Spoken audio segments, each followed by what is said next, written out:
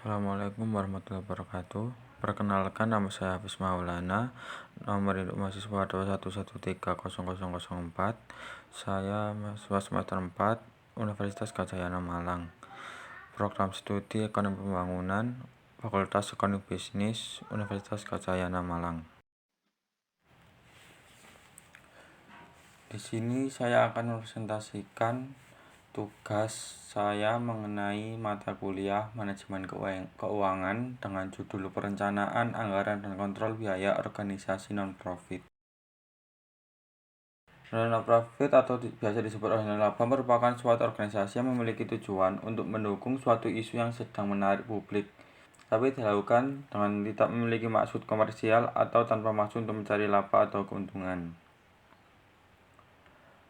Organisasi non-profit merupakan suatu kumpulan dari beberapa individu yang mempunyai tujuan tertentu serta bekerja sama untuk mencapai suatu tujuan yang telah ditetapkan.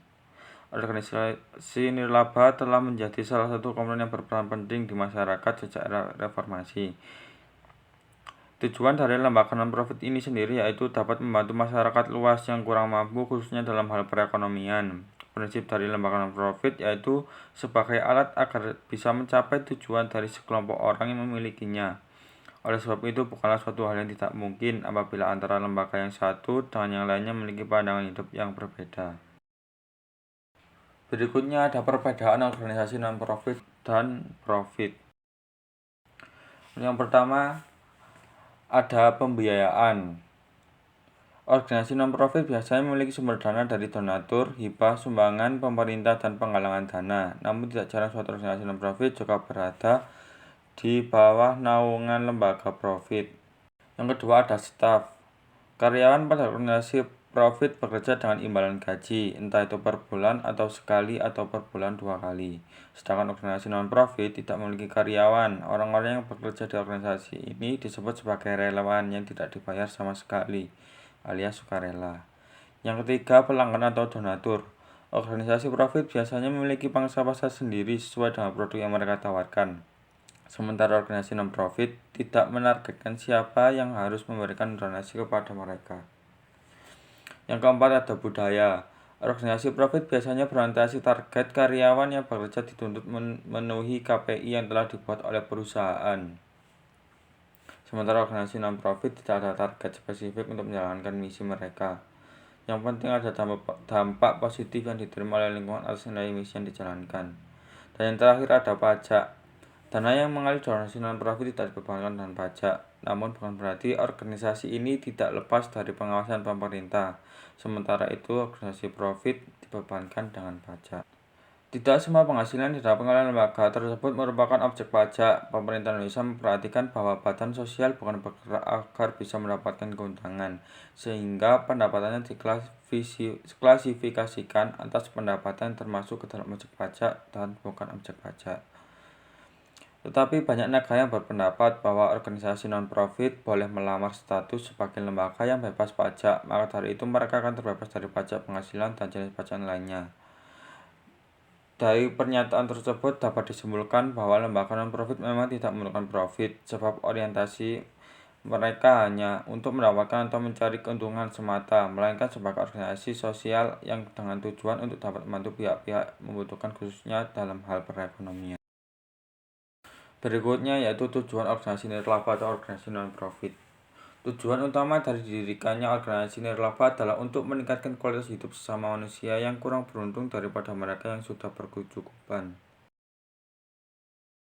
Berikutnya yaitu sumber pendanaan organisasi nirlaba. Yang pertama ada pendapatan dari program. Ada 3 hal yang perlu diperhatikan sehingga bisa terlihat normal ketika sebuah organisasi mencari dana dari program yang mereka ciptakan. Pertama, ada dana yang didapatkan bertujuan untuk mempertahankan organisasi nirlaba agar tidak bergantung hanya pada donatur. Kedua, jika dana diputar, maka program yang dibuat oleh organisasi bisa terus berkembang dan berpotensi menolong. Yang kedua, ada sumbangan dan donasi. Donasi adalah dana yang diberikan oleh donatur. Dana ini dapat secara cuma-cuma oleh organisasi. Pasalnya mereka tidak perlu memberikan timbal balik langsung pada donatur, melainkan timbal balik diberikan dengan cara menjalankan program untuk kegiatan sosial dan pendidikan sesuai dengan tujuan berdirinya organisasi. Yang ketiga, hibah atau hadiah. Dana hibah biasanya lebih besar dibanding dana yang didapatkan dari donasi maupun penggalangan dana. Hibah bisa didapatkan dengan cara mengajukan proposal pada perusahaan atau badan pemerintah. Yang keempat, investasi. Organisasi non-profit juga bisa menggunakan aset yang dimiliki untuk investasi. Hasil investasi bisa digunakan untuk menjalankan berbagai program organisasi. Yang kelima yaitu ada iuran anggota. Organisasi ini biasanya memiliki sejumlah anggota di dalamnya. Ada waktu di mana anggota diwajibkan membayar iuran sesuai dengan kesepakatan bersama. Yang keenam yaitu ada usaha komersil. Jika ada pemisahan pengelola unit organisasi dan usaha komersil, maka cara ini bisa dilakukan untuk mendapatkan dana. Berikutnya yaitu ada perencanaan anggaran organisasi non-profit. Anggaran atau budget adalah rencana kuantitatif aktivitas usaha sebuah organisasi, pemasaran, produksi, dan keuangan. Perencanaan anggaran adalah penciptaan suatu rencana kegiatan yang dinyatakan dalam ukuran keuangan. Pengangguran memainkan peran penting di dalam perencanaan pengendalian dan pembuatan keputusan. Anggaran nirlaba. Anggaran nirlaba merupakan dokumen perencanaan yang digunakan untuk memprediksi pengeluaran dan mengalokasikan sumber daya untuk organisasi. Hal ini merinci biaya yang akan dikeluarkan organisasi. Berikutnya yaitu ada jenis-jenis anggaran nirlaba. Yang pertama ada anggaran modal. Anggaran ini memproyeksikan pengeluaran pendapatan yang terkait dengan proyek jangka panjang multitahun. Hal ini cenderung menutupi kampanye modal nirlaba dan kampanye pengeluaran besar lainnya. Yang kedua, anggaran program. Jika suatu organisasi meluncurkan proyek atau program baru, maka membuat anggaran terpisah mencakup pendapatan spesifik diperlukan dan biaya diperkirakan akan keluar saat meluncurkan program. Yang ketiga ada anggaran proposal hibah. Saat mengajukan permohonan, perlu mengembangkan anggaran yang menjelaskan bagaimana penggunaan dana hibah untuk memajukan misi organisasi. Berikutnya ada perencanaan anggaran menyeluruh atau budget komprehensif. Yang pertama ada anggaran penaksiran. Memuat seluruh taksiran atau perkiraan tentang kegiatan organisasi dalam jangka waktu. Yang kedua ada anggaran variabel, yaitu mengenai tingkatan perubahan biaya yang tidak langsung. Yang ketiga ada analisis statistik, tahap pengolahan data dan informasi untuk mengetahui nilai taksiran dalam penyusunan anggaran. Dan yang terakhir ada laporan anggaran, mengenai realisasi pelaksanaan anggaran yang dilengkapi dengan analisis perbandingan antara anggaran dan kenyataan di lapangan. Berikutnya itu ada komponen anggaran nirlaba. Perkiraan dan pengelolaan nirlaba adalah dua komponen utama anggaran organisasi.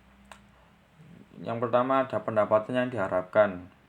Pendapatan yang diharapkan harus dipisahkan dan dialokasikan oleh masing-masing sumber penggalangan dana, yaitu dengan menggunakan data sebelumnya dari tim pengembangan untuk lebih memahami dan prediksi beberapa banyak yang akan dihasilkan dari setiap sumber. Ada dua metode perkiraan yang dapat digunakan untuk prediksi pendapatan lembaga non-profit di masa mendatang, yaitu yang pertama ada metode diskon, yaitu dengan mengidentifikasi jumlah dana yang diharapkan akan diterima dari setiap sumber penggalangan dana, lalu mengalihkan jumlah dana tersebut dengan presentasi probabilitas penggalangan dana. Yang kedua, metode pisah batas, yaitu dengan mengidentifikasi jumlah total pendapatan penggalangan dana yang diprediksi, lalu mengalihkan angka ini dengan estimasi probabilitas secara keseluruhan. Yang kedua ada biaya.